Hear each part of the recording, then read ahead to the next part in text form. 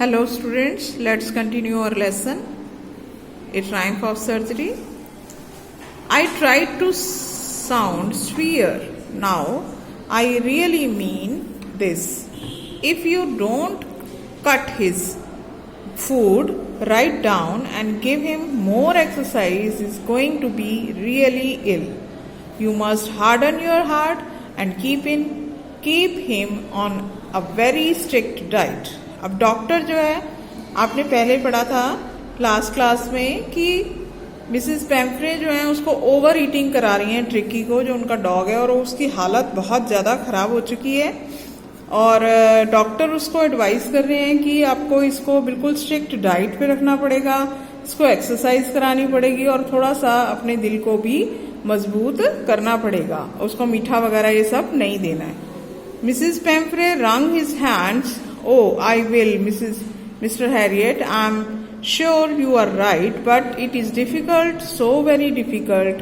She set off, heard down along the road as he determined to put the new regime into practice immediately. अब देखिए Mrs पेम्फ्रे जो अपने हाथ मलती हैं और उनको अफसोस हो रहा है कि वो, उनके मन में यही है कि वो इस तरह से स्ट्रिक्टली उसके साथ बिहेव नहीं कर पाएंगी और वो कहती हैं कि ये बहुत डिफिकल्ट है मेरे लिए, मगर उनको अब ये नया जो एक टाइम टेबल था, जिस तरह से डॉक्टर ने उनको एडवाइस किया, वो सब उन्हें करना ही था अगर वो उसको सही करना चाहती हैं ट्रिकी को, तो वो उनको जल्दी से ही इसको व्यवहार में लाना था इस चीज को.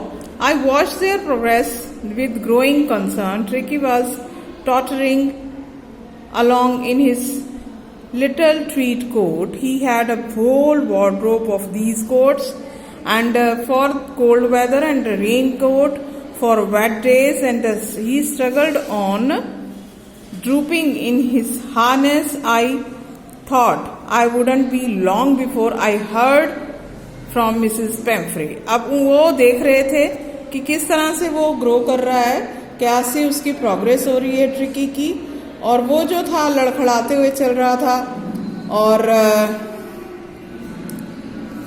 उसकी जो, उसने एक कोट पहना हुआ था और उसकी पूरी वार्डरोब, पूरी अलमारी थी, उसमें ऐसे बहुत सारे कोल्ड वेदर में पहनने वाले कोट थे और रेन कोट्स थे बारिश के दिनों के लिए. वो स्ट्रगल कर रहा था काफी और चल रहा था लड़खड़ाते हुए. तो मिसेस पेम्फ्रे की तरफ से उसे उम्मीद थी डॉक्टर को कि फिर से कुछ ना कुछ कॉल आएगी, यानी कि वो बात करेंगी, उससे आके मिलेंगी. The expected call came within a few days. Mrs Pumphrey was distraught.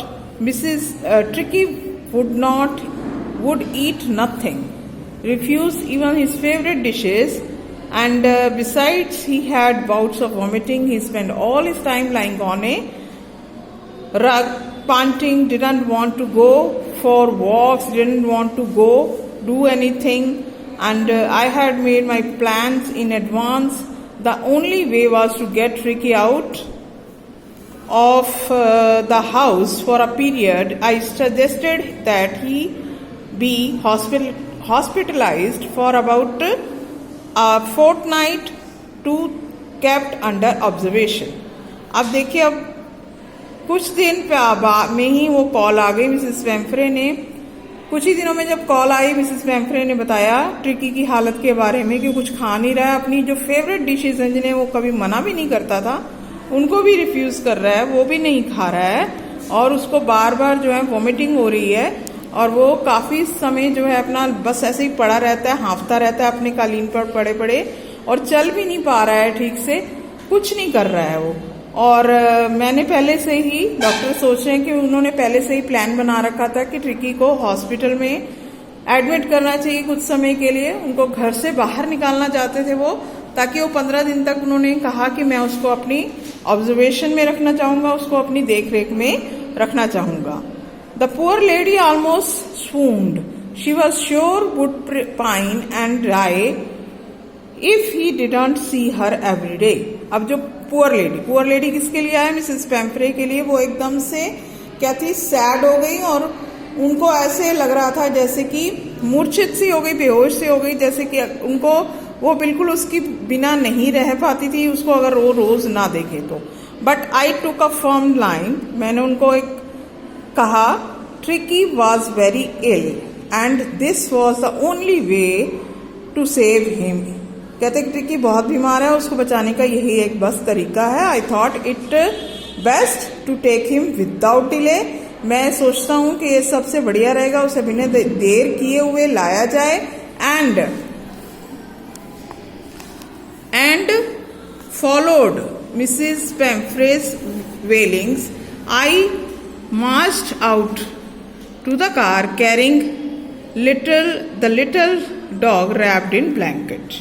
अब मैं जो था निकला और जो वो एक ब्लैंकेट में, छोटे से ब्लैंकेट में ट्रिकी था, उसको लपेटा हुआ था, और जो पेम्फ्रे थी, मिसिस पेम्फ्रे, वो रो रही थी और मैं लेकर निकल लिया कार में से। The entire staff was roused and maids rushed in and out bringing his day bed, night bed, favorite cushions, toys and rubber rings, breakfast bowl, lunch bowl, supper bowl, realizing that my car would be never hold all the stuff। तो जब मैं car में बैठा उसको लेकर tricky को, तो बहुत सारे नौकर चाकर सब वहां पर भागने लगे अंदर बाहर। क्या क्या ला रहे हैं, उसका सारा सामान ला रहे हैं, उसके टॉयज, उसका सुबह का बेड, रात का बेड अलग अलग है, अलग अलग तरह के कुशन्स हैं, उसके टॉयज हैं, रबड़ के रिंग हैं, ब्रेकफास्ट का बॉल अलग है, लंच का अलग है, डिनर का अलग है। और ऐसे लग रहा था कि जैसे मेरा ये सारा सामान जो है वो मेरी कार में पता नहीं आ पाएगा या नहीं। और मैं अपनी कार चलाकर चल पड़ा। जैसे ही मैं वहां से चला, मिसिस पेम्फ्रे जो थी with a desperate pairing cry through in an armful of the little quotes through the window. और जैसे ही वो रोते रोते उन्होंने एक अपनी बाहों में छोटे छोटे से जो कोट्स थे उनके हाथ में वो ट्रिकी के वो कार की खिड़की से अंदर डाले। And I looked in the mirror, मैंने मिरर में देखा, बिफोर आई टर्न, मुड़ने से पहले, जब कॉर्नर पे मुड़ने से पहले, of the drive every day was in tears, सब के सब रो रहे थे। वहां पर जितने भी लोग खड़े थे, जो मेड्स वगैरह, सब रो रहे थे। Out on the road I glanced down the pathetic little animal gasping on the seat by my side. मैंने देखा रोड के ऊपर, जब मैं जा रहा था तो मैंने एक नजर डाली उस बेचारे प्राणी पर। कौन है वो? Dog, Tricki. वो हाँफ रहा था। I man patted the head, मैंने उसके सिर को थपथपाया and made a brave effort to wag his tail, और उसने बड़ी मुश्किल से अपनी जो टेल थी वो हिलाई। Poor old lad, I said, you haven't a kick in you but I think I know a cure for you. मैंने कहा कि हाँ, तुम्हारे अंदर शक्ति नहीं है, मगर मुझे मालूम है कि तुम्हारा क्या इलाज करना है। That's all for today. Read the lesson carefully. Thank you.